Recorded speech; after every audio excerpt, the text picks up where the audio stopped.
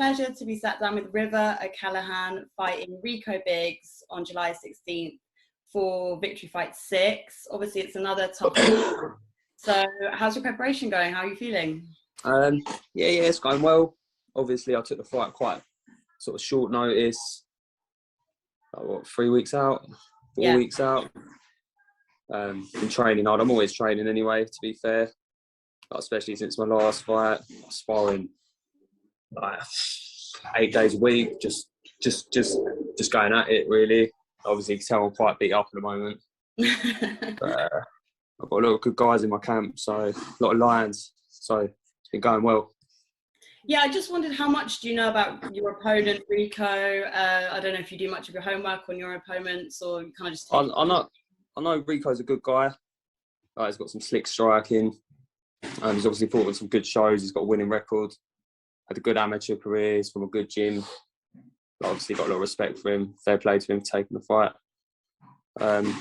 It should be good. Yeah, I know he's a good guy from a good team. I've heard of him before.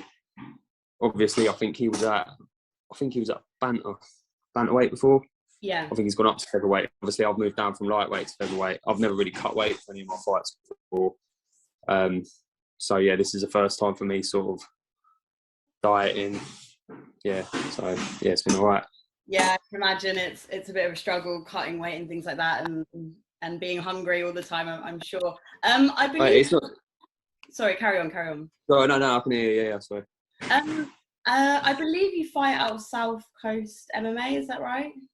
Yeah, I do. Yeah. And I noticed a few others from the gym on the promotion of Victory Fights. So what's the energy like in the gym? I'm sure it's nice to have other people fighting on the same night, isn't it?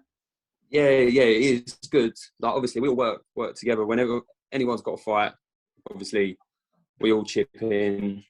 Like, a couple of the guys, they've had a bit of like sort of time out, and they're still coming in and doing the rounds. It's good. Everyone's sort of helping each other, sparring a lot. Like, obviously, you got Lucy fighting. She's fighting Ty or K1. All she does is rounds of boys. Like, hasn't really got any other sparring partners, poor girl. Got Harry making his debut. He's like, I think he's only like 18, 19. Yeah, like, he's a young guy, but he's like, honestly just so tough. I've never met anyone like it. Yeah, no, that's good. Well. What are you kind of? I guess you said you took the fight quite last minute, late notice. What are you kind of hoping to get out of the fight? And I guess it's just another fight under your belt, more experience and things like that. Like, for me, it's like, obviously I lost my last fight. I wanted to get in there quite quickly. Rico's like a good guy. Yeah. Like I said, he's got a winning record. He's a known guy.